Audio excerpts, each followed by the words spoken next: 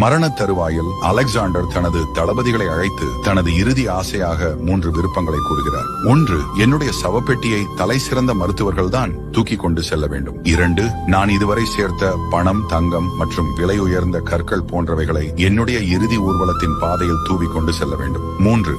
என் கைகளை சவப்பெட்டியில் வெளியில் தொங்கிக் கொண்டு வரும்படி செய்ய வேண்டும். தளபதிகளில் ஒருவர் அலெக்சாண்டரின் அசாதாரண விருப்பத்தால் மிகவும் ஆச்சரியப்பட்டு அதனை விவரிக்கும்படி கேட்டார்.